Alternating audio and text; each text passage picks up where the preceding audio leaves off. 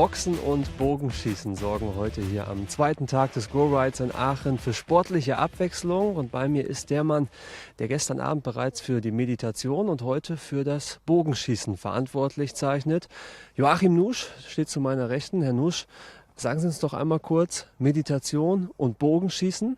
Was schafft das hier im Rahmen der Klinik für einen Mehrwert für die Teilnehmer? Ich freue mich über diese Frage, weil Meditation, Geist, Körper und Sport gehören zusammen. Die Koordination von Geist, Seele und Körper und die Abläufe in dem Prozess, ob das beim Reiten ist oder beim Golfspielen oder beim Tennisspielen ist, hat sehr viel damit zu tun, wie wir innen uns in einem inneren, ruhigen, stillen Zustand befinden. Ja, was hat das mit dem Bogenschießen zu tun? Ich vertrete die älteste Art des Bogenschießens. Es nennt sich Dhanur Veda. Dhanur steht für Bogen, Veda steht für Wissen.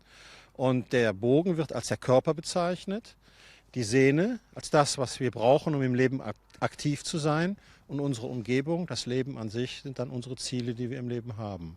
Wenn wir klar sind, einen klaren Geist haben, gegründet sind in unserem innersten Zustand, dann können wir auch jedes Ziel im Leben erreichen, weil vieles hängt von unserem Denken ab und von unseren inneren Zuständen. Im alten Sanskrit, in den ältesten Texten der Menschheit, gibt es eine Formulierung, die heißt Yogastha Kuru Karmani, gefestigt im Sein handle. Jede Art von Sport, ob das Reiten ist oder ob das Golfspielen ist oder Fußballspielen ist oder die Dinge, die wir sportpsychologisch heute auch trainieren, jede dieser Tätigkeiten sollte immer auf einem inneren, ruhigen, geistigen Zustand gefestigt sein. Im Yoga heißt eben Yoga, Yogastha Kuru Karmani, Yoga, im Zustand des Yogas gefestigt, handle und dann hast du Erfolg.